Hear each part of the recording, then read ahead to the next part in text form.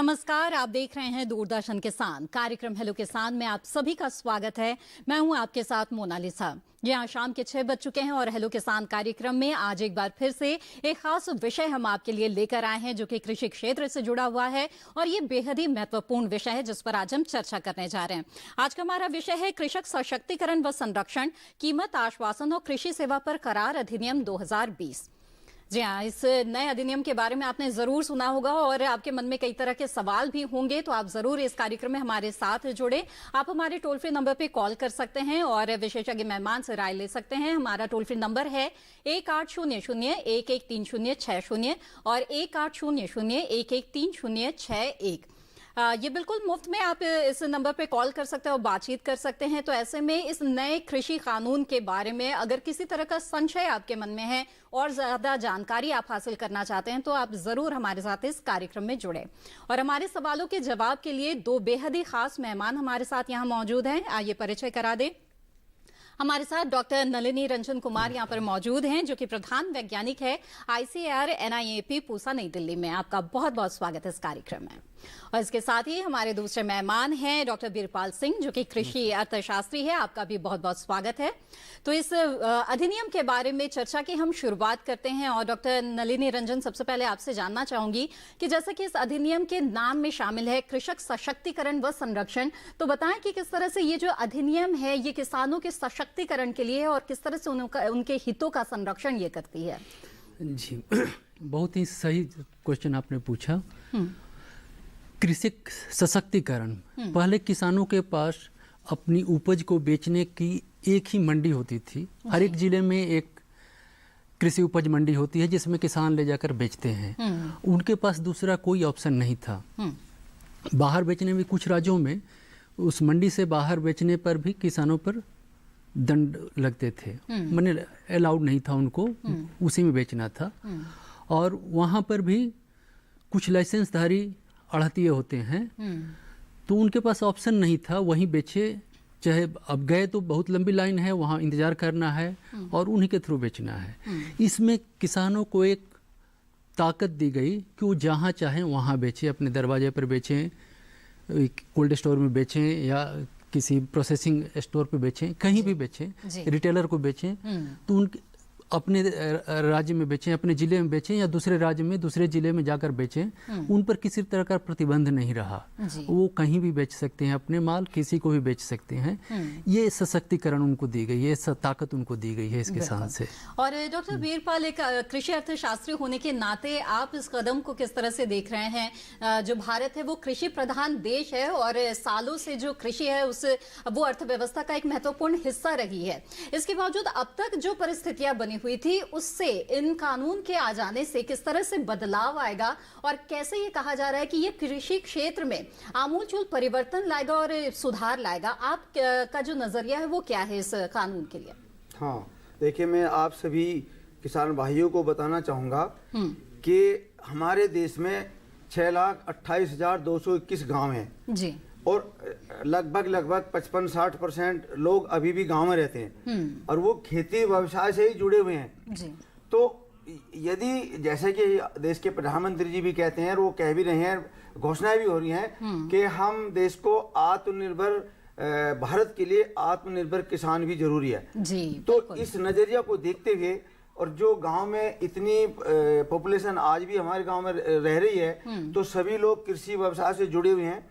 और यदि हमारा किसान खुशहाल होगा तो आधे से ज्यादा पब्लिक, तो जब किसान खुशहाल होगा तो वैसे खुशहाल होगी, और जब किसान खुशहाल हो जाएगा दूसरे लोग भी, जैसे व्यापारी लोग हैं, फार्म प्रोड्यूस खरीदेंगे या उनके माल किसान भी मार्केट में ज्यादा जाएंगे। जब उनके पास पैसा होगा तो मतलब कहने का ये ज्यादा ट्रांजेक्शन होगी, सारा देश खुशहाल होगा। तो इन्हीं बातों को ध्यान में रखते हुए भारत सरकार ने किसानों को एक APMC के साथ साथ एक सुविधा दी है कि आप अपने माल को राज्य में या राज्य के बाहर किसी भी स्थान पर बेचने के लिए स्वतंत्र है। या आप किसान जैसे किसानों को एक ऐसा प्लेटफॉर्म प्रदान किया गया है कि जो मंडी या मंडी के बाहर या अन्य माध्यमों के द्वारा भी आप अपने माल को बेचने के लिए स्वतंत्र हो। जिससे कि जैसे आप कॉन्ट्रैक्ट फार्मिंग के बारे में जैसे आप जानते हैं, कहते हैं कि हम करार से पहले ही अपनी फसल का जो दाम है वो तय कर लेते हैं व्यापारी के साथ में, या जो भी हमारी फसल का कॉन्ट्रैक्ट करता है। ठीक है। और इस फसल को भी हम उस व्यापारी हमारे पास, किसान के पास आएगा और ये कहेगा कि इस क्रॉप का, इस उत्पाद का बाजार में अच्छा भाव है और मैं आपको एडवांस में आपके बीज के पैसे, आपकी लेबर के पैसे, आपके खाद के पैसे, आपके सिंचाई के पैसे एडवांस में दे रहा हूँ और आपकी फसल का जो पैदा होगी उसका मूल्य भी तय कर रहा हूँ। तो इसलिए किसान को बाजार की सारी ही अनिश्चितताओं से बचाने के लिए और उसको अच्छे दाम दिलाने के लिए मतलब ये सारे प्रावधान किए गए हैं और हम देश को, हमारे प्रधानमंत्री जी खुशहाल करना चाहते हैं किसान को, इसलिए ये सब कानून साथ तो सरकार लगातार ही ऐसे कदम उठा रही है जिससे जो किसान हैं उनकी आय में बढ़ोतरी हो और उनका जो हित है वो भी सुरक्षित रहे, और इसी दिशा में उठाया गया ये बेहद ही महत्वपूर्ण कदम है। इसके बारे में और भी विस्तार से आगे हम चर्चा करेंगे, लेकिन आइए उससे पहले नजर डाल लेते हैं एक रिपोर्ट पर।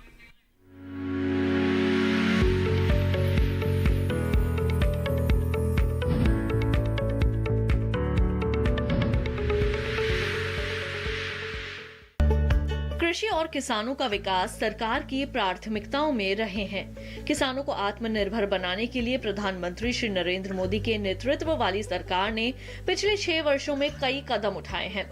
कीमत आश्वासन और कृषि सेवा पर करार अधिनियम 2020 भी इन्हीं महत्वपूर्ण कदमों में से एक है। कृषि में सुधार के लिए सरकार ने कृषि उपज की बिक्री की व्यवस्था में कई अहम बदलाव किए हैं और सरकार का ये उद्देश्य है कि एक राष्ट्र एक बाजार जैसी स्थिति बने। कृषक सशक्तिकरण एवं संरक्षण, कीमत आश्वासन और कृषि सेवा पर करार अधिनियम 2020 का मकसद कृषि बाजार को उदार बनाना है। अब किसान उपज से खाद्य उत्पाद बनाने वाले प्रोसेसर्स, व्यावसायिक कंपनियां, थोक और फुटकर विक्रेताओं और निर्यातकों के साथ कृषि उपज की बिक्री के लिए सीधे करार या व्यावसायिक समझौता कर सकते हैं। करार हो जाने के बाद फसल की अच्छी पैदावार के लिए जरूरी साधनों या इनपुट्स उपलब्ध कराने की पूरी जिम्मेदारी खरीदार की होगी। अधिनियम के लागू होने से अब फसल की पैदावार के दौरान फसल पर किसान का मालिकाना हक बना रहेगा। वहीं किसानों को उपज की बिक्री पर होने वाला खर्च भी नहीं देना पड़ेगा, यानी किसानों के मुनाफे में पहले के मुकाबले खासी बढ़त होगी। फसल का बीमा तो कराया ही जाएगा, साथ ही जरूरत होने पर किसान वित्तीय संस्थानों से कर्ज भी ले सकेंगे। इतना ही नहीं, किसानों को मौसम के जोखिम और बाजार के उतार चढ़ाव से भी सुरक्षा मिलेगी। ये अधिनियम अनुबंधित किसानों को नियमित और समय पर भुगतान की सुविधा भी देता है। कृषि में हुए इन सुधारों से किसान को काफी फायदा होगा।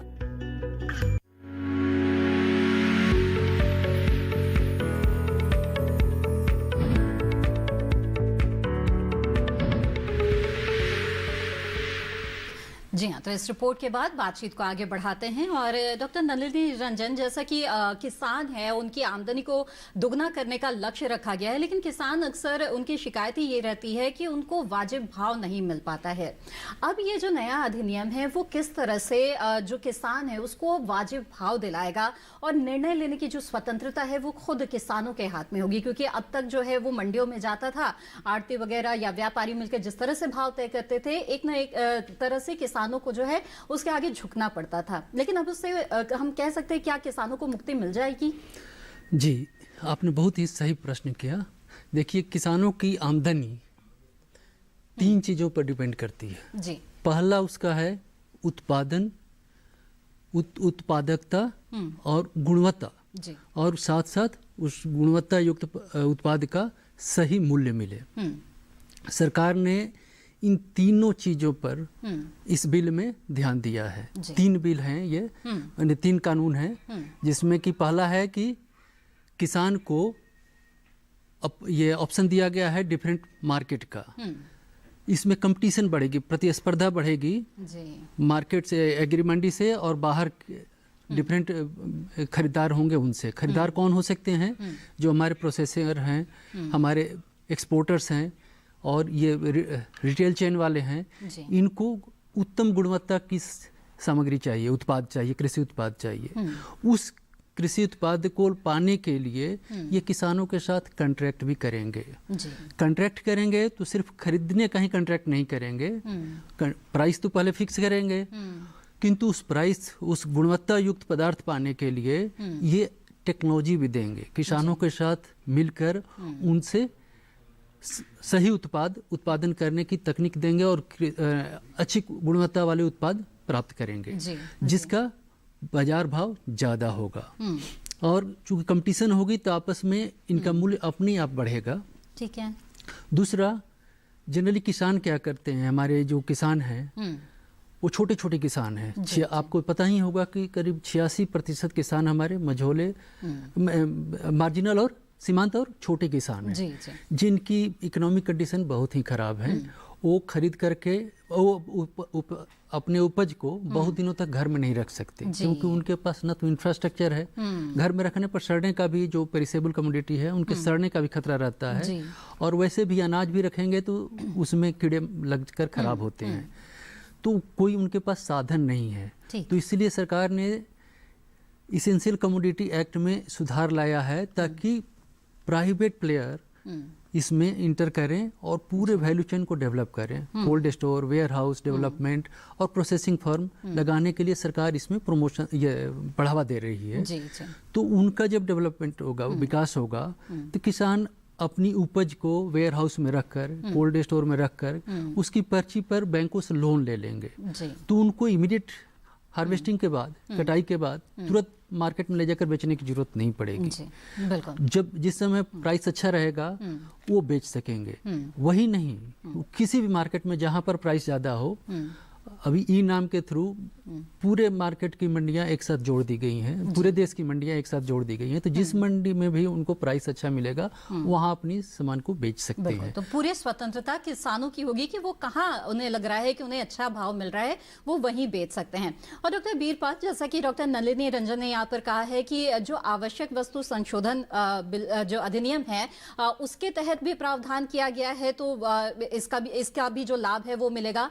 इतना ही नहीं, अधिनियम के साथ साथ एग्रीकल्चर इंफ्रास्ट्रक्चर फंड जो है उसकी भी तुरंत ही घोषणा की गई है, यानी कि ये जो इंफ्रास्ट्रक्चर जो कि जरूरी है उसके लिए भी अब खुद जो गांव के लोग हैं, जो एफपीओ बना के या सहकारी समिति के द्वारा या स्वयं सहायता समूह के द्वारा भी वो ऋण ले सकते हैं और खुद ये जो आधारभूत संरचना की जरूरत है वो तैयार कर सकते हैं। तो इस कदम को आप किस तरह से देख रहे हैं कि जो ग्रामीण अर्थव्यवस्था है उसमें आप किस तरह का लग रहा है कि इससे एक बल मिलेगा और जो है वो अर्थव्यवस्था और सुदृढ़ होगी? हाँ, ये आपने बहुत अच्छा सवाल है, क्योंकि जैसे डॉक्टर साहब ने बताया है, हमारे देश में 86.21% मार्जिनल और स्मॉल फार्मर्स हैं, और जो हमारा 15 करोड़ 71.4 लाख हेक्टेयर जी जिस पे हमारा देश पूरा खेती करता है, ये मार्जिनल स्मॉल फार्मर्स है। 47.34% टोटल कल्टीवेटेड एरिया पे खेती करते हैं जी। लेकिन उनके पास अपना जो फार्म प्रोड्यूस है वो बहुत कम है, वे दूर की मंडियों तक ले जाने में उसको असमर्थ है।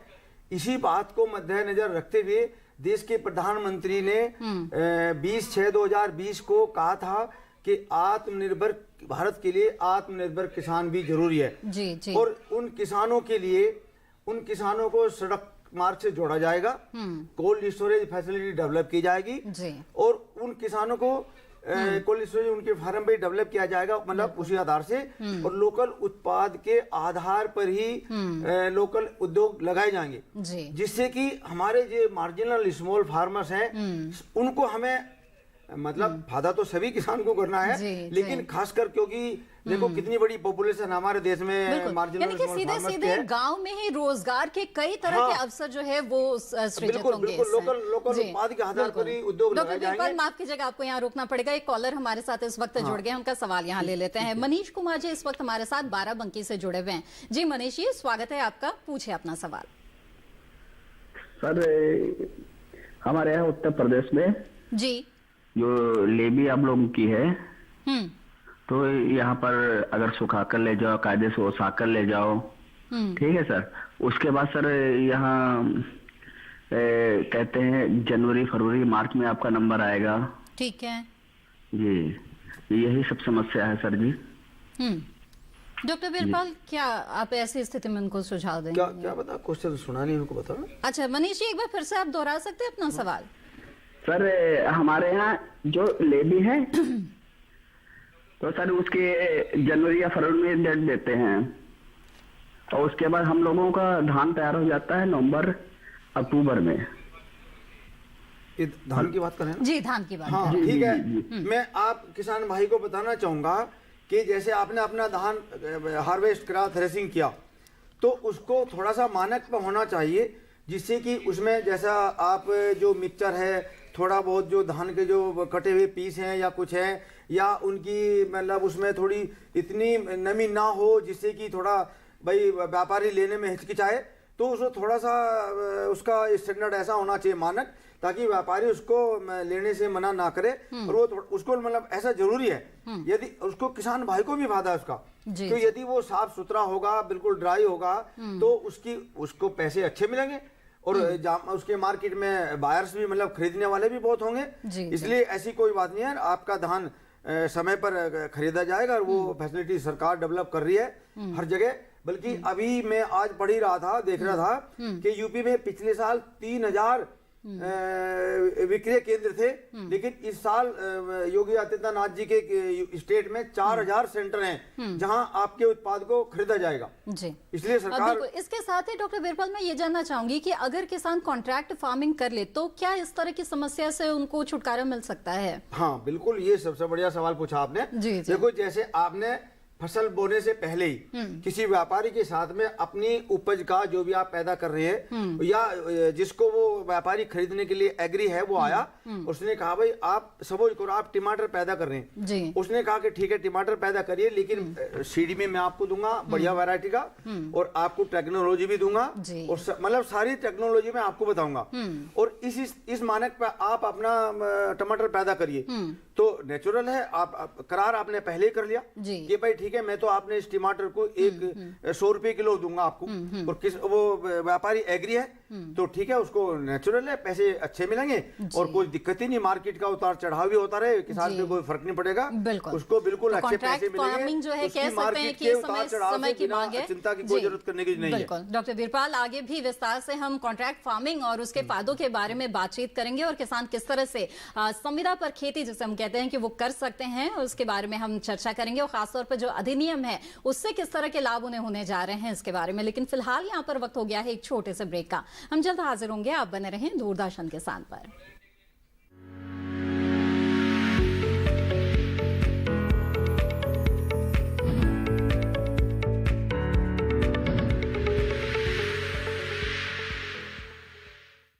अरे भाई, सुना नहीं क्या? केसीसी ने किसानों का जिंदगी बदल दिया है। देश के छोटे किसान 1,60,000 रुपए तक का कर्ज बिना किसी गारंटी को ले पाएंगे। ब्याज खोरों से भी पीछा छुटा।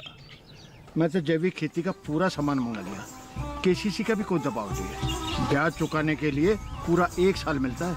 समय पर भुगतान करने पर केवल 4% के सालाना ब्याज पे लोन मिल गया मुझे। अपना आधार कार्ड, लेटेस्ट फोटो और जमीन के कागजात लेके अप्लाई करो बस। और नामांकन भरने के लिए जेब भी ढीली नहीं करनी पड़ी।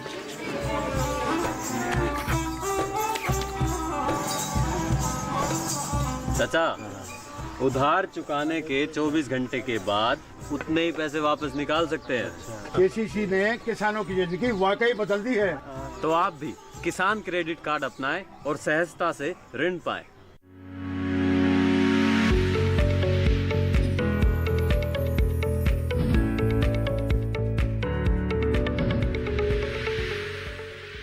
ब्रेक के बाद आप सभी का फिर से स्वागत है, और हेलो किसान कार्यक्रम में आज हम नए बनाए गए जो कृषि कानून हैं उनके बारे में चर्चा कर रहे हैं कि किस तरह से ये जो नए कानून है वो किसानों के हितों को सुरक्षित रखता है। और इसके बारे में बातचीत के दौरान आप भी अपने सवाल हमसे पूछ सकते हैं। हमारा जो टोल फ्री नंबर है उस पर आप कॉल कर सकते हैं, और हमारे विशेषज्ञ मेहमानों से आप सवाल करके इसके बारे में जानकारी हासिल कर सकते हैं। बातचीत को यहाँ पर आगे बढ़ाते हैं, और डॉक्टर नलिनी रंजन, आपसे मैं जानना चाहूंगी, किसानों की आमदनी बढ़ाने की जब हम बात करते हैं तो उसमें एक बहुत बड़ा हिस्सा उनकी जो लागत आती है उसका भी, अगर लागत कम हो जाए तो आमदनी वैसे ही बढ़ जाएगी। तो ऐसे में जब हम कॉन्ट्रैक्ट फार्मिंग की बात करें, आपने बताया भी कि किस तरह से जो इनपुट्स है उसकी भी जो जिम्मेदारी है जो करार करते हैं तो उनकी होती है, तो किसानों को कई तरह की जो मदद इससे मिल जाती है। क्या इससे लागत में भी कमी आएगी? और आपने गुणवत्ता का भी बताया कि वो बहुत जरूरी है, तो वो गुणवत्ता भी बेहतर होगी उत्पाद की। जी, आपने बहुत सही प्रश्न किया। जनरली क्या होता है कि किसान को पूरी तकनीकी जानकारी नहीं होती है, तो वो खेती तो सब चीज़ की करते हैं जी। जैसे फर्टिलाइजर ही हैं, उनको लगता है कि ज़्यादा खाद डालेंगे तो ज़्यादा पैदा होगी, तो जितनी ज़रूरत है उससे ज़्यादा डालते हैं जी। केमिकल भी यूं ही स्प्रे करते हैं, बहुत ज़्यादा स्प्रे करते हैं, और जो ज़रूरत होगी हो सकता है कम भी करें। तो उनकी जानकारी की पूरी जानकारी न होने के कारण ऐसा होता है। किंतु जब हम कॉन्ट्रैक्ट फार्मिंग में जाएंगे तो उनको तकनीकी जानकारी उनके द्वारा दी जाती है, जिससे किसान को बताया जाएगा कि किस तरह की प्रॉपर फर्टिलाइजर का डोज कितना होना चाहिए, कितना केमिकल का डोज होना चाहिए, कब कौन सी केमिकल डालनी है, क्योंकि उनको पता भी नहीं। जैसे नज़दीकी दुकान पे जाते हैं तो वो जो दुकानदार बता देता है वो डाल देते हैं, जबकि उसकी जरूरत नहीं है। एक वाकया मैं आपको बताऊं, की भी आवश्यकता पड़ती है। जी जी जी, एक मैं वाकया बताऊंगा। मैं एक बार जनवरी के महीने में जा रहा था आगरा आलू किसानों पर। मैं देखा एक किसान भाई पूरा दवाई छिड़काव कर रहे थे। किस पर? वो पाले से उनकी फसल मर गई थी। अच्छा, पाले पड़ गए थे तो फसल मरने वाली थी, और उस पर दवाई छिड़क रहे हैं। मैंने पूछा कि भाई क्यों दवाई छिड़क रहे हो, इससे क्या होगा? किसने बताया? तो दुकानदार ने बताया कि इससे ठीक हो जाएगा। तो मैंने उनको बताया कि कहीं कोई एक्सीडेंट हो जाएगा, आपका हाथ पैर टूट जाएगा, दवाई छिड़कने से तो ठीक नहीं होगा ना। तो उसी तरह हुआ है, क्योंकि इनमें जो पौधे होते हैं उनकी नसें फट गई हैं। अब नसें फट गई तो सिलेगी नहीं दवाई डालने से। तो मैंने उनकी जानकारी के बिना उनको दुकांदार लूटते हैं और वो गलत दवाइयाँ छिड़कते हैं। जानकारी के अभाव में काफी नुकसान उठाना पड़ जाता है। जी बिल्कुल। तो यहाँ पर बातचीत में वापस चर्चा को आगे बढ़ाएंगे, लेकिन एक कॉलर जुड़ गए हैं, उनका सवाल यहाँ ले लेते हैं। हरदोई उत्तर प्रदेश से इस वक्त हमारे साथ एक कॉलर जुड़े हुए हैं। जी नमस्कार, स्वागत है आपका। राघवेंद्र जी, पूछिए अपना सवाल। Ma'am good evening. जी गुड इवनिंग, बताएं। मैम ये बात है मेरी कि मेरे यहाँ हरदोई डिस्ट्रिक्ट से मैं बोल रहा हूँ। मैं अपनी मक्के की रजिस्ट्रेशन कराया था जी। मेरे पिताजी 3 भाई हैं जी, हरदोई उत्तर प्रदेश से। तो मैं जब मक्के की तौल के लिए वहाँ गया लेवी पे, तो उन्होंने बोला कि आपकी मक्का 20 ही कुंटल ली जा सकती। क्या कोई समय लिमिट है कि इतने कुंटल ली जा पाएगी? जी बताइए डॉक्टर नलिनी रंजन, ऐसा क्या? ये जो लिमिट की बात कह रहे हैं वो तो आपकी जमीन जो रकबा है जिसमें खेती किए हैं उसके आधार पे वहाँ तय की गई होगी। वैसे मुझे जानकारी नहीं है कि उत्तर प्रदेश सरकार कितने रकबा पर कितनी उपज का तय की हुई है। अच्छा। ऐसा कुछ होगा तो आप अपने वहाँ अधिकारियों से बात कर लें। और इस तरह की हमको नहीं लगती है कि इतनी कम लिमिट रखी गई होगी। अच्छा, तो अब बात करिए। बिल्कुल। डॉक्टर वीरपाल, आप भी कुछ जोड़ना चाहेंगे क्या है इसमें? हाँ बिल्कुल। पहले आपका जवाब एक पहला कही थी आपने, पहले जो क्वेश्चन पूछा था जी। कि हम किसानों की उत्पादन लागत कैसे कम करें। जी बिल्कुल। मेरे हिसाब से इससे अच्छा सवाल किसानों के लिए फायदेमंद हो ही नहीं सकता, जहां तक मैं जानता हूँ। देखो, सबसे पहले हमारे खेत जब कोई भी फसल हम उगाते हैं तो सबसे पहले खेत की तैयारी करते हैं। आजकल सरकार बहुत मतलब किसानों के लिए इतनी द्वार पर खड़ी है कि कस्टम हायरिंग सेंटर सभी डिस्ट्रिक्ट में खोले जा रहे हैं जी। आज और देश में जैसे कि हमने आपको बताया कि मार्जिनल स्मॉल फार्मर्स की संख्या इतनी ज्यादा है कि वो न ट्रैक्टर रख सकते, न सुपर सीडर रख सकते, न दूसरे जैसे रोटावेटर वगैरह है, वो बहुत हाई कॉस्ट में है तो किसान नहीं रख सकते। तो कस्टम हायरिंग सेंटर के द्वारा वो बहुत नॉमिनल चार्जिंग पे किसान भाई को मिलेगा और किसान अपने खेत की तैयारी उनसे बहुत अच्छी तरह कर सकते हैं। तो जब आप बाहर से जुताई कराएंगे किसी बिजनेसमैन से तो पैसे अधिक लेगा, और ये कस्टम हायरिंग सेंटर से इंस्ट्रूमेंट लेकर, ट्रैक्टर लेकर, दूसरी चीज लेकर कराएंगे तो पैसे आपके बहुत कम लगेंगे। नंबर वहां पर आपके पैसे बचे। दूसरे, अब इरिगेशन की बात है। यदि हमारे खेत समतल होंगे तो हम इरिगेशन वाटर जो पानी हमारा 30 से 35% तक आप आराम से फ्लड इरिगेशन में बचा सकते हैं। इसलिए किसान भाइयों को सबसे पहले सोचना है कि अपने खेत समतल होने बहुत जरूरी है। ठीक है। और दूसरी जो इरिगेशन सिंचाई की नालियां हैं, मतलब उनको उनमें घास बिल्कुल नहीं होना चाहिए, क्योंकि वो पानी को रोकते हैं और वो भी लगभग 25-30% पानी को मतलब या तो एब्जॉर्ब कर लेते हैं या जमीन में चला जाता है, वो भी किसान को प्रॉपर पानी नहीं मिलता। उसके बाद जब हमारा खेत भी जुताई होगी, सिंचाई भी होगी, खेत कंडीशन में आ गया, अब हमें बीज की सॉइंग करनी है। किसान भाइयों से कहूंगा कि अपने घर के बीज कम लगाएं, और जैसे हमारे बहुत अच्छे अच्छे सेंटर हैं, जैसे पूसा इंस्टीट्यूट है या कोई ऐसी यूनिवर्सिटी है जो जेनेटिक्स वगैरह है, जो सीड प्रोडक्शन करते हैं इस तरह का, तो वहां से सीड खरीदें। यदि अपने घर के सीड को आप 12 किलो प्रति बीघा या लगभग 120 किलो प्रति हेक्टेयर डालेंगे, तो आप पूसा के सीड को हार्डली 100 किलो ही डाल पाएंगे, बल्कि 100 किलो से भी कम डाल पाएंगे। देखो 20-25 किलो आपका सीड वहां पे बचा, वहां पे बचत हो रही है। पानी यदि आपने मोल लेकर सिंचाई करी है तो वहां पे बचत हो रही है। कस्टम हार्वेस्टिंग सेंटर से इंस्ट्रूमेंट लेकर आपने अपने खेत की जुताई करी, वहां पे बचत हो रही है। और इसी तरह आगे भी बहुत स्टेप्स हैं, मैं बता सकता हूं इसके बारे में आगे भी चर्चा करेंगे। फिलहाल एक कॉलर जुड़ गया, उनका सवाल लेते हैं। नीलेश कुमार शुक्ला जी इस वक्त रायबरेली उत्तर प्रदेश से हमारे साथ जुड़ रहे हैं। जी नीलेश जी, स्वागत है आपका, पूछे अपना सवाल। जी नीलेश जी, आप अपना सवाल पूछ सकते हैं। हेलो नीलेश जी, मेरी आवाज मिल रही है आपको? हाँ मैडम, ये हमारा जो धान होता है, हमारा जो धान होता है लगभग 14 कुंटल बीघे के हिसाब से हम लोग तैयार करते हैं। ठीक है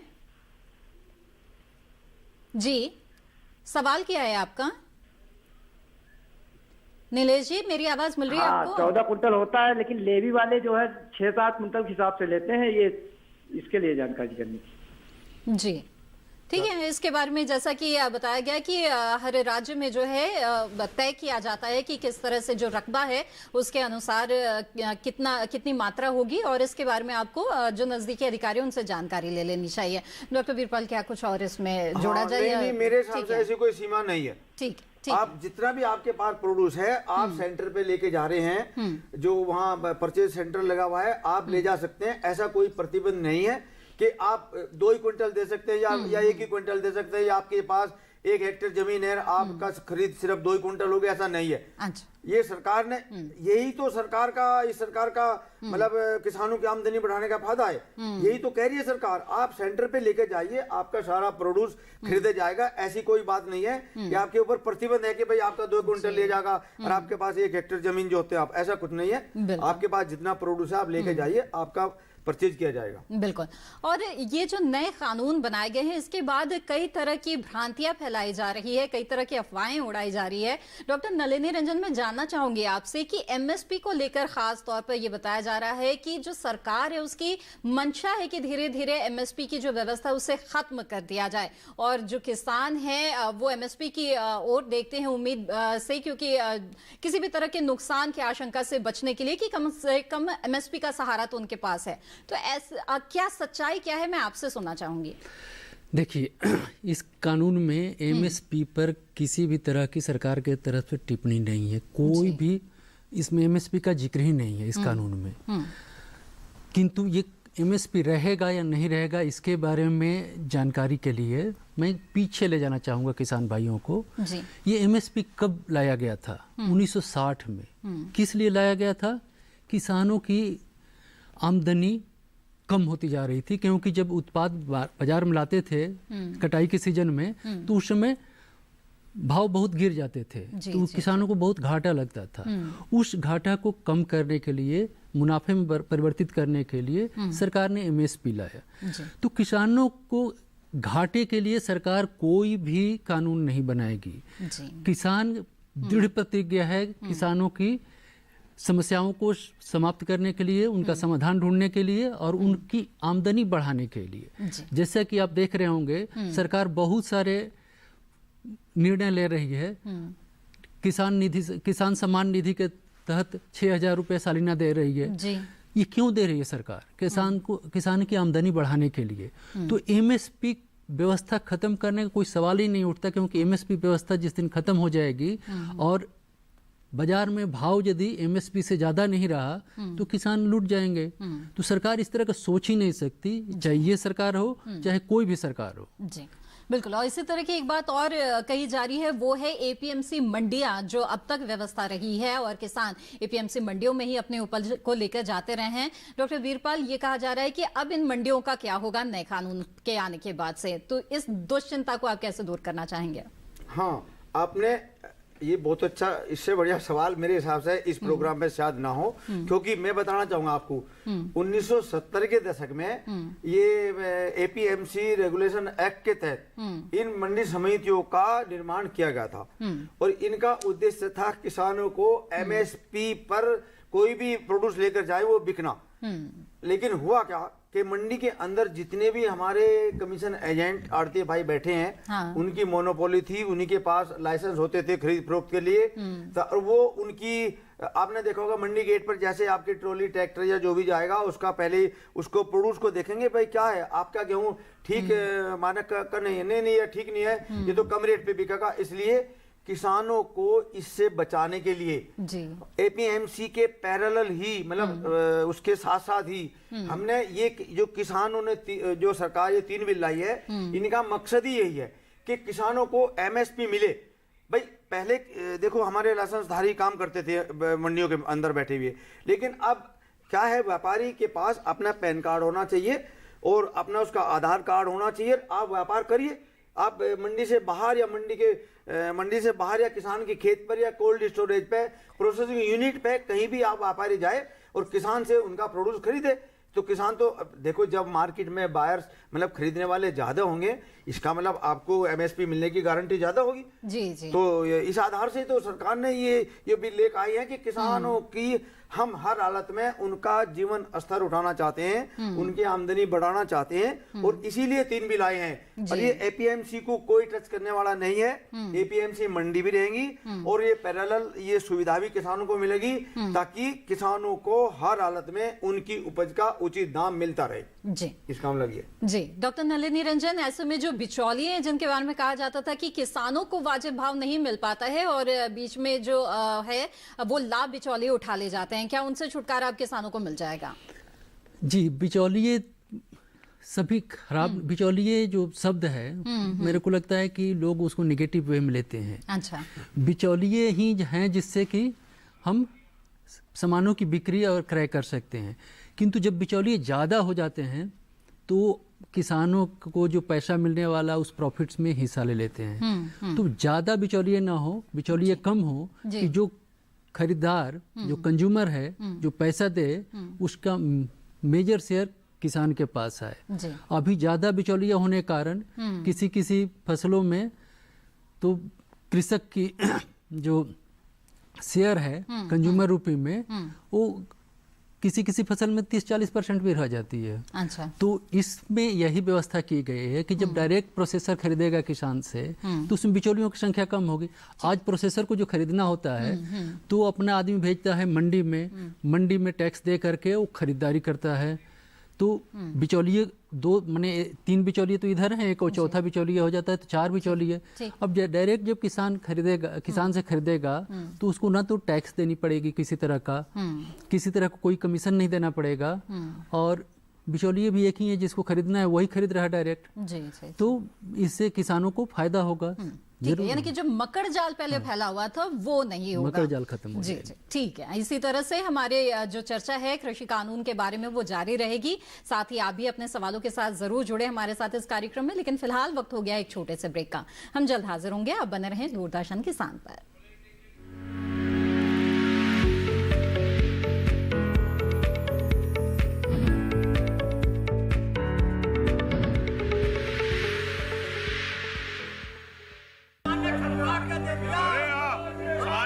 अच्छी होगी भाई।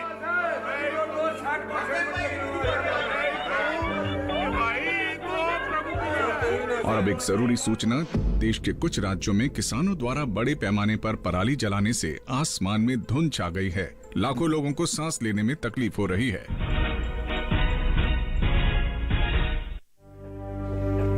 हर साल हम अपने ही घर फूकते हैं और तमाशा बनते हैं। ना, मैं ना मानता। ये काम तो बरसों से होता आ रहा है, अब ऐसा क्या नया आ गया? जे देख लो हमारे रतन काका, पिछले साल की पराली जलाने से जो इनकी खांसी उठी थी जो अब तक चल रही है, और तो और हमारे सोना उगलने वाली धरती भी बंजर पड़ रही है। बेटा तुम्हारी बात मान भी ले, पर एक बात बताओ कि पराली को ठिकाने लगाने में भी तो लागत आती है, और ये आग जलाने से ये काम आसानी से हो जाता है। काका ये बात ना रही, हम कह रहे हैं, देखो मेरे पास कुछ मशीनों की तस्वीरें भी हैं, मैं तुम्हें दिखाता हूं। ये देखो, ये है हैप्पी सीडर, ये है मल्चर, ये है जीरो टिल ड्रिल, ये है स्ट्रॉ चॉपर, ये है रिवर्सिबल मोल्ड बोर्ड प्लॉ, और ये है रोटावेटर। ये सारी मशीनें अब अनुदान पे मिल रही है, और तो और कस्टम हायरिंग केंद्र लगाने पर सरकार से 80% का अनुदान भी मिलेगा। और ये संकल्प हमारे प्रधानमंत्री जी का है कि अब पराली कोई न जलाए और आधुनिक मशीनों का इस्तेमाल कर पराली खेत में मिलाएं और मिट्टी की गुणवत्ता को बढ़ाएं।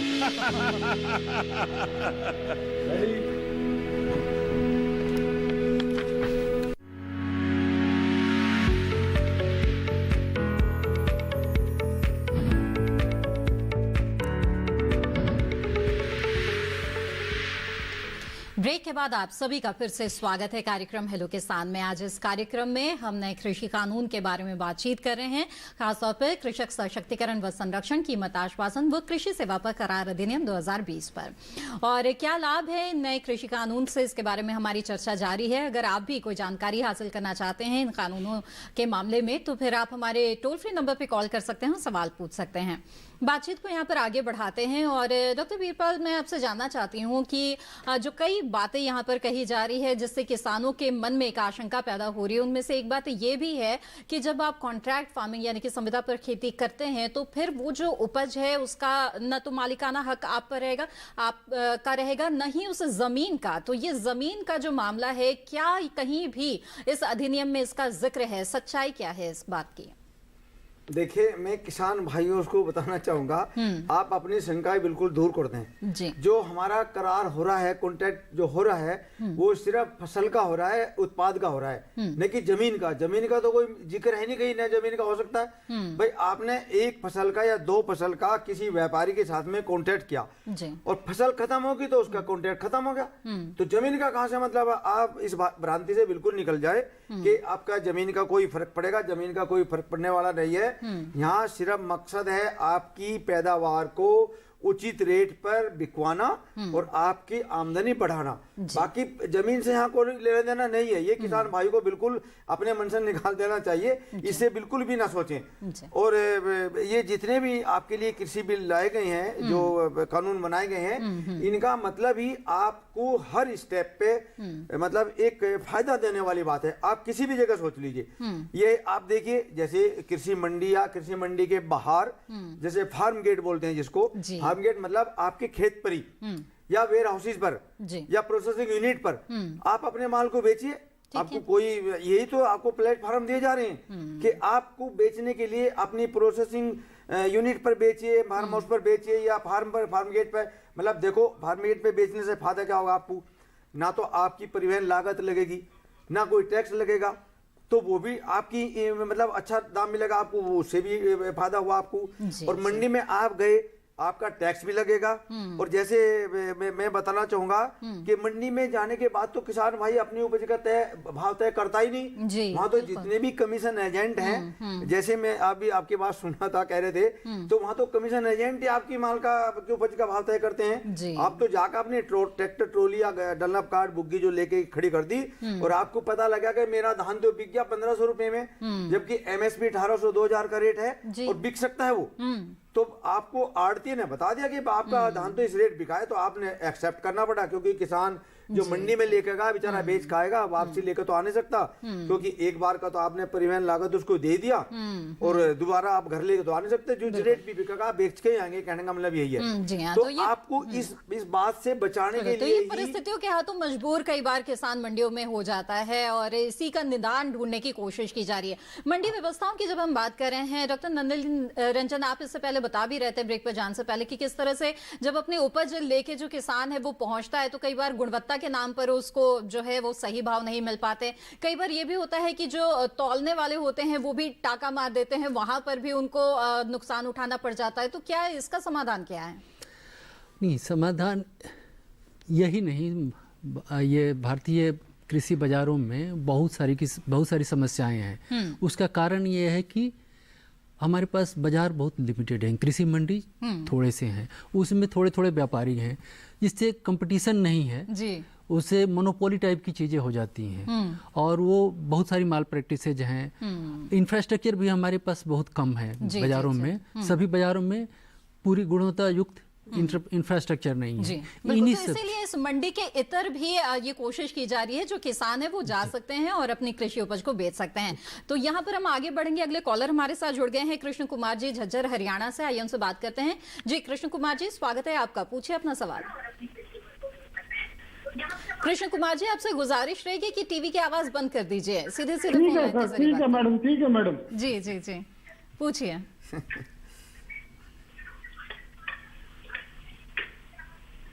हाँ जी बंद कर दिए। जी कृष्ण जी बताइए, क्या जानना चाहते हैं? मैडम जी मेरा यही क्वेश्चन है, जैसे कि आपने रायबरेली से नीलेश कुमार ने पूछा ना जी, धान की जो फसल है वो पूरी नीले रहे जी। हाँ वही क्वेश्चन मेरा है। मैं जज्जर हरियाणा से बोल रहा हूँ, कृष्ण अलावत। और हमारा जो सरसों और बाजरे की सरकारी खरीद MSP पे वो भी 8 ही क्विंटल ली जा रही है। अगर 1 kg भी ऊपर होगा तो उसको वापस लेकर आना पड़ रहा है हमें। अच्छा हाँ जी बिल्कुल। मैं डॉक्टर साहब को नमस्कार करता हूँ। डॉक्टर साहब थोड़ा सही सुझाव दीजिए मेरे को या आम आदमी को, आम किसान को। ठीक है, ये सच्चाई है, मैं बिल्कुल लिखित में प्रूफ दे सकता हूँ मैडम जी। ठीक है, आइए इसके बारे में बातचीत करते हैं। बताएं आप दोनों में से कोई भी उन्हें क्या सुझाव देना चाहेंगे ऐसे में कि क्या करें? क्या उन्होंने क्या कहा कि मेरा जो जैसे सरसों की उनकी उपज है वो लेके गए हैं, तो वहां पर पूरी जो मात्रा है वो नहीं ली जा रही है। एक बार लगा दिया गया है कि बस इतनी ही मात्रा ली जाएगी। तो ऐसे में किसान क्या करे, क्योंकि जाहिर तौर पर वो अपनी उपज लेकर जा चुका है विक्रय केंद्र में, तो अब उनके पास क्या रास्ता रहता है? नहीं देखिए, मैं आपको बताना चाहूंगा, किसान भाई को बताना चाहूंगा, कृषि मंडियों के अंदर सेक्रेटरी वगैरह भी बैठते हैं, SDM भी बैठते हैं। तो आप उनको भी आप कंप्लेंट कर सकते हैं कि देखो हम ये उत्पाद लेकर आए हैं। और नहीं, ऐसा भी हो सकता है यदि आपकी जो प्रोड्यूस लेकर गए, जैसे आप सरसों बता रहे हैं, यदि वो नीट मतलब साफ सुथरी है, आपने इस मतलब मानक पे खरी है, तो मेरे हिसाब से तो व्यापारी उसे कोई ऐसा है नहीं कि जो मने करें।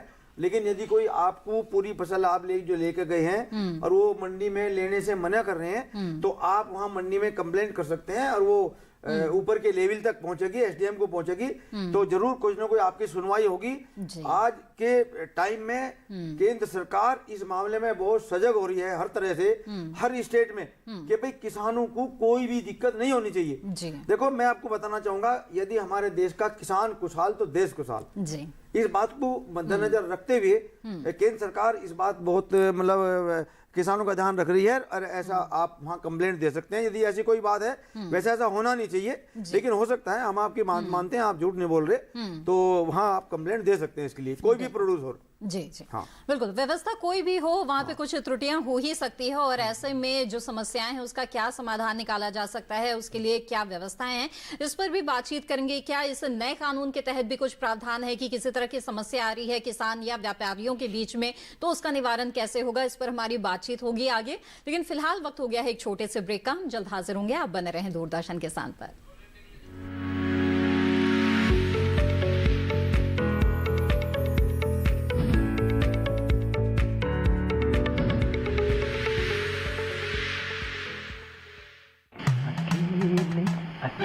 अरे वाह भैया, अकेले अकेले। अरे तू भी ले, पर खाएगा कैसे? मैं ऑर्गेनिक खेती की बात कर रहा रे बेटे। अकेले अकेले खेती कब तक करेगा? मतलब गांव में 20-25 किसानों का समूह बना के पंजीकरण करवा ले, फिर सरकारी ट्रेनिंग भी मिलेगी और मुफ्त जैविक बीज खाद भी। फिर BGS ऑर्गेनिक की सरकारी मोहर के साथ तेरी उपज आकर्षक पैक में पहुंचेगी बड़े बाजार तक। अच्छा हाँ। अरे भाई कहाँ चल दिया? सबको साथ लाने, आमदनी बढ़ाने। तो किसान भाई समझ गए ना, साथ मिलकर ऑर्गेनिक खेती कीजिए, अपनी परंपरा को आगे बढ़ाइए, ज्यादा मुनाफा कमाइए। माटी से प्रेम की परंपरा है परंपरागत खेती।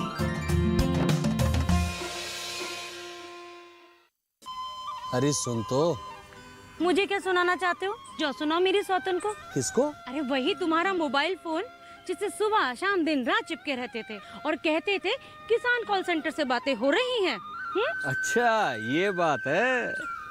हाँ क्यों, क्या हुआ? अब बात नहीं होती क्या? अब तो झट से बात हो जाती है। ऐसा क्या? हाँ, अब तो ज्यादा लाइनें और खास तकनीक के कारण खेती के माहिरों से तुरंत बात हो जाती है। और अगर कभी लाइन व्यस्त हो तो अपनी समस्या फोन पर रिकॉर्ड करा दो, वहाँ से फोन आ जाता है और समस्या की हल का मैसेज भी आ जाता है। ये देखो आ गया। अरे वाह, इसका मतलब इंतजार की घड़ी अब खत्म। हाँ। तभी मैं सोचूं कि आजकल मुझ पर इतना प्यार क्यों आ रहा है। कृषि संबंधी समस्याओं का अपनी भाषा में तुरंत हल पाने के लिए पूरे भारत में किसी भी फोन से हेल्पलाइन नंबर पर संपर्क करें। किसानों का दोस्त किसान कॉल सेंटर।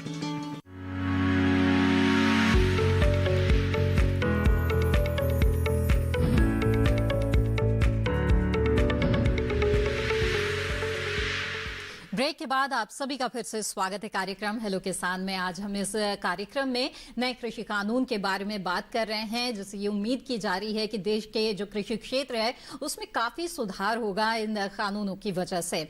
और बातचीत को आगे बढ़ाते हैं यहाँ पर डॉक्टर नलिनी रंजन, मैं आपसे जानना चाहूंगी कि जैसे कि ब्रेक पर जाने से पहले हम कह रहे थे कि व्यवस्था कोई भी हो लेकिन वहां पर परेशानियां खड़ी हो ही सकती हैं। तो ऐसे में अगर कॉन्ट्रैक्ट फार्मिंग कर रहे हैं किसान, तो एक तो उन्हें ये बताया जा रहा है कि उनका शोषण हो सकता है, जो बड़ी कंपनियां होंगी, जो बड़े व्यापारी होंगे वो शोषण कर सकते हैं। तो ऐसा ना हो, इसके लिए किसानों के हितों को सुरक्षित रखने के लिए क्या प्रावधान किए गए हैं, सबसे पहले ये जानना चाहेंगे आपसे। जी बिल्कुल। पहले भी हमारे देश में कुछ राज्यों में कॉन्ट्रैक्ट फार्मिंग लागू किया गया था। जी। और कुछ राज्यों में इनफॉर्मल टाइप का कॉन्ट्रैक्ट फार्मिंग था। कॉन्ट्रैक्ट फार्मिंग थी बट इनफॉर्मल थी, जिसमें लिखा पढ़ी। इस कानून के तहत उसको तो एक फॉर्मल किया गया कि वो लिखित होगा, और उसके बाद जो डिस्प्यूट होंगे, आपस में कुछ मनमुटाव होंगे, किसी तरह की कोई प्रॉब्लम होगी, उसके निदान का भी इसमें सलूशन दिया गया है। कैसे निदान किया जाए, तो हर एक सब डिवीजन में एक एसडीएम होते हैं। तो पहला पॉइंट ऑफ कांटेक्ट एसडीएम के पास जाना है। किसान भी जा सकते हैं, कंपनी वाले भी जा सकते हैं। जो भी ट्रस्ट, जो भी मैंने ब्रेच करेगा, जो कॉन्ट्रैक्ट को तोड़ेगा, उसके अगेंस्ट एसडीएम के पास कंप्लेन जाएगा। एसडीएम उस पर कार्रवाई कर सकते हैं। तो उसके पहले इन दोनों में आपस में मीडिएटर लगा करके वो एक सोल्यूशन बोर्ड, कंसिलिएशन बोर्ड होता है, सुलह बोर्ड, उसके थ्रू अपनी समस्या का समाधान कर सकते हैं। एसडीएम सुलह बोर्ड भी बना सकते हैं। और यदि सुलह बोर्ड की भी बातें नहीं मानी जा रही हैं, उसमें कोई दिक्कत है, तो फिर एसडीएम अपना डिसीजन ले लेंगे। एसडीएम की बातें भी यदि किसी को नहीं सही लग रही है, तो उसके लिए एक एपलेट अथॉरिटी, जो एडिशनल डिस्ट्रिक्ट कलेक्टर, जो कलेक्टर द्वारा अपॉइंटेड अथॉरिटी होगा हर एक डिस्ट्रिक्ट में, वहाँ पर वो कंप्लेन कर सकते हैं। और उसकी बातें मानना दोनों पक्ष के लिए अनिवार्य होगी। और वो जो भी पेनल्टी देगा ब्रिज तोड़ने पर, उनको देना पड़ेगा। कोई उसमें ये नहीं है। और दंड का भी प्रावधान है क्या? जी, दंड का भी प्रावधान है। वो पेनल्टी लगेगी और दंड भी, जेल भी जाने का उसमें यह है, पेनल्टी भी है। जो तोड़ेगा तो पेनल्टी। तो ऐसा तो नहीं होगा डॉक्टर वीरपाल की जो किसान है उसने एक बार अनुबंध कर लिया है, कॉन्ट्रैक्ट कर लिया है, तो अब वो बंधन में बंध गया है, अगर उसे नुकसान होता हुआ भी नजर आ रहा है, तब भी क्या वो उस करार को तोड़ नहीं सकता है? क्या इसके लिए किसान के पास क्या उपाय है? नहीं, देखो, जैसा आपने कहा, बहुत अच्छा सवाल पूछा आपने। ये किसान बिल्कुल बंधन में नहीं है। एग्रीमेंट होगा, हमारी फसल का वो एग्रीमेंट होगा, रेट तय होंगे। और देखो, यदि मार्केट में उतार चढ़ाव है, जैसे हो जाते हैं, यदि आपने फसल, सपोज करो कोई भी उत्पाद है आपका 100 रुपए किलो आपने तय किया, और उसका मार्केट में रेट हो गया 80 रुपए, जिस समय फसल हार्वेस्ट होकर आई है, तो किसान को कोई जोखिम नहीं है। यही तो कॉन्ट्रैक्ट का फायदा है, कॉन्ट्रैक्ट फार्मिंग का, कि किसान बिल्कुल 100% सेफ है। किसान के तो 100 के 100 रुपए मिलेंगे, भाई मार्केट में वह 20 रुपए बिके, 50 बिके, 70 बिके, 100 बिके। और यदि सपोज करो आपने 100 रुपए प्रति किलो आपने रेट तय किए और मार्केट में हो गया 150 रुपए, तो उसका भी फायदा किसान को मिलेगा। अच्छा। ऐसा नहीं है, हाँ ऐसा नहीं है कि भाई वो सारा फायदा उस व्यापारी को जाएगा, उसका फायदा भी किसान को मिलेगा, उसकी भी परसेंटेज फिक्स है। अच्छा। और यदि इस बीच में कोई विवाद होता है, हाँ। तो जैसे डॉक्टर साहब ने बताया है कि लोकल एसडीएम वहीं पे बैठे हैं, एसडीएम के पास कंप्लेंट जाएगी और विद इन 30 डेज आपको उसका फैसला मिलेगा। आपको कहीं जाने की आवश्यकता नहीं है, आप वहीं आपकी सुनवाई होगी। आपको मतलब किसान की हर तरह से सेफ्टी रखी गई है। व्यापारी मने नहीं कर सकता बिल्कुल भी, किसान एक बार को मने भी कर सकता है। अच्छा। लेकिन किसान की सेफ्टी है हर तरह से। किसान को उसकी उपज का वाजिब दाम दिलाने के लिए ही ये बिल कानून बनाए गए हैं। यही तो फायदा इन कानून का किसानों के लिए। लेकिन किसान भाई को समझना चाहिए इनको, और इन पे आपका फ्यूचर में इन बिलों का बहुत फायदा होने वाला है। जी हाँ। बिल्कुल, ये फायदा तभी ले सकते हैं जब वो एफपीओ बनाए या फिर स्वयं सहायता समूह बनाए। तो इस तरह के संगठन कैसे बना सकते हैं? डॉक्टर नलिनी रंजन, आप बताएं इसके बारे में। नहीं, ये तो इसके लिए बहुत सारी एजेंसियां काम कर रही हैं, क्योंकि किसान उतना जागरूक नहीं है कि अपने से एफपीओ बना ले। यदि जागरूक हैं तो बना सकते हैं, नहीं तो उसके लिए बहुत सारी एजेंसियां लगी हुई हैं किसानों को ऑर्गेनाइज करके उनकी कंपनी बनाने के लिए। अच्छा। भारत सरकार ने 10,000 एफपीओ बनाने का लक्ष्य रखा है, जिसके लिए कार्यरत हैं। और एफपीओ दोनों क्षेत्र में बन सकती हैं, एक तो उत्पादन के लिए और बिक्री के लिए भी, अपने सामान को बिक्री के लिए और उत्पादन करने के लिए। तो दोनों तरह के एफपीओ बन सकती हैं और बन रही हैं, और उनको उसके थ्रू किसानों को संगठित करना है। इसमें एक साथ किसान आएंगे तो उनको इकोनॉमिक ऑफ स्केल भी मिलेगा। जैसे छोटे छोटे किसान हैं, सब जुड़ जाएंगे तो अपनी फार्म मशीनरी भी रखे तो सबका काम हो जाएगा। तो उससे ये कम खर्चे में उनकी खेती हो जाएगी। और सामान भी खरीदना है, इनपुट भी खरीदनी है, तो मिल करके खरीदेंगे तो बल्क सामान एक बार लाएंगे तो उनको सस्ता पड़ेगा। और बेचना भी होगा तो उनके पास एक बड़ा सा शेयर होगा, जो व्यापारियों के साथ निगोशिएट करके अपनी उत्पाद का अच्छा मूल्य ले सकते हैं। तो ये सब चीज व्यवस्था इसमें है, सरकार उसकी तरफ कार्यरत है और लोगों को संगठित करने की कोशिश की जा रही है। डॉक्टर वीरपाल, आपसे भी मैं जानना चाहूंगी कि जो ग्रामीण क्षेत्र के युवा हैं और ख़ासतौर पे महिलाएं हैं, वो किस तरह से इनका लाभ ले सकती हैं? प्रोसेसिंग की हम बात कर रहे थे, बहुत ही प्राथमिक स्तर पर जो गांव की महिलाएं हैं वो वैसे में भी जो है वो खाद्य प्रसंस्करण से जुड़ी रहती है, लेकिन उसको एक संगठित रूप देकर और किस तरह से इन कानूनों का लाभ उठाते हुए अपनी जो वो आर्थिक स्थिति है उसको और बेहतर बना सकते हैं ये लोग। देखो, जैसे कि आपने अभी एफपीओ के बारे में पूछा जी, मैं बताना चाहूंगा एफपीओ फसल उत्पादन के आधार पर भी हो सकता है, एफपीओ दूध उत्पादन के आधार पर भी हो सकता है जी। तो एफपीओ का मतलब है जब शुरुआत में हम कोई एफपीओ बनाएंगे तो 11 किसान एक साथ जुड़ेंगे और वो कंपनी एक्ट के तहत अपना रजिस्ट्रेशन करा देंगे जी। और जैसे यदि आप प्लेन में मतलब समतल में कोई एफपीओ बना रहे हैं तो उसमें 300 किसान कम से कम होने चाहिए, और यदि हिल एरिया में है, पहाड़ी क्षेत्र में है, तो 100 किसान करीब करीब होने चाहिए। और किसानों को हर एफपीओ को 15-15 लाख रुपए की इंफ्रास्ट्रक्चर डेवलपमेंट करने के लिए भी एफपीओ सरकार को फायदा मतलब इंफ्रास्ट्रक्चर डेवलपमेंट करने के लिए 15 लाख रुपए की सहायता देगी जी। लेकिन अच्छा, जो भी आपका प्रोड्यूस होगा या मिल्क हो या कोई भी फसल कहिए, उसका एक लीडर होगा और वो उनके पास इंफ्रास्ट्रक्चर की कोई कमी नहीं है, वो कोई भी उत्पाद हो उसको स्टोर कर लेंगे और जब भी अच्छे रेट आएंगे उनका एक लीडर है, एक आउटलेट के थ्रू उनका जो उत्पाद है वो बिकेगा और वो अपनी मन मर्जी से उसके दाम बताएंगे कि भाई हम इस माह बेचना चाहते हैं व्यापारी को, तो 100%। और इसमें छोटे छोटे किसानों का सबसे अधिक फायदा है, छोटे किसान इसमें ज्यादा जुड़ रहे हैं, तो उनका मेनली फायदा करने के लिए तो एफपीओ बना जा रहे हैं।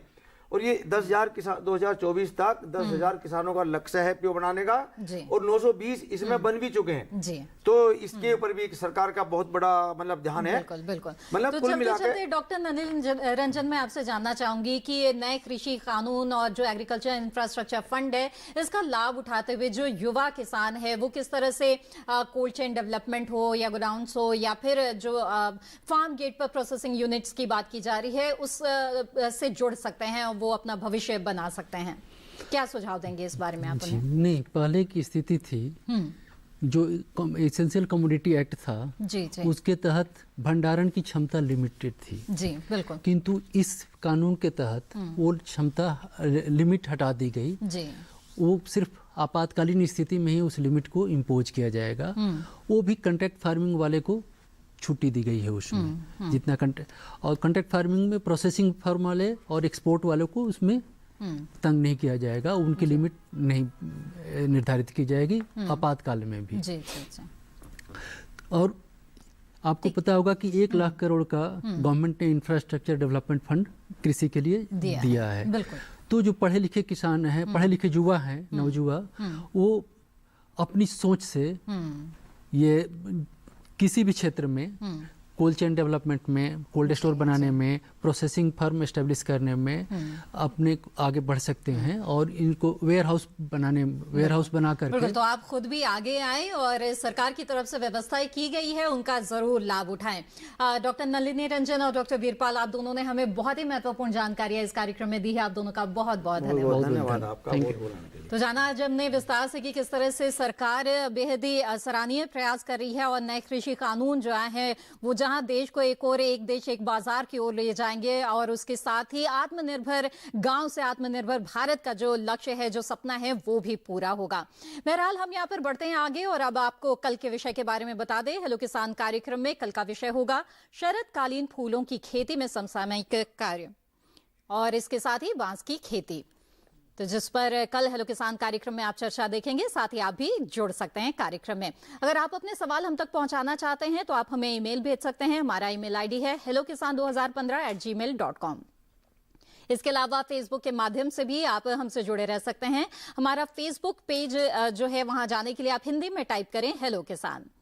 साथ ही दूरदर्शन किसान के कॉल सेंटर नंबर पर भी आप कॉल करके सवाल दर्ज करा सकते हैं। हमारा टोल फ्री नंबर है 1800-113060। सोमवार से शनिवार सुबह 6 बजे से रात 10 बजे के बीच कॉल करके अपने सवाल दर्ज करा दें। इसी के साथ हेलो किसान कार्यक्रम की आज की कड़ी में बस इतना ही। हमें उम्मीद है कि कार्यक्रम में जो जानकारियां दी गई है उसका लाभ आप जरूर उठाएंगे और इसी के साथ हमें दीजिए इजाजत। आप बने रहें दूरदर्शन किसान पर। नमस्कार।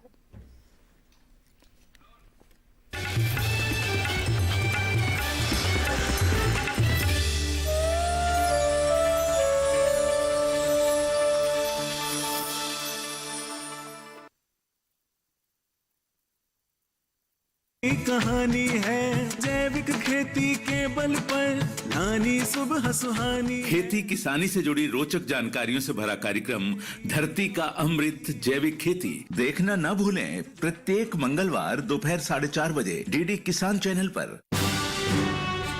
मन की बात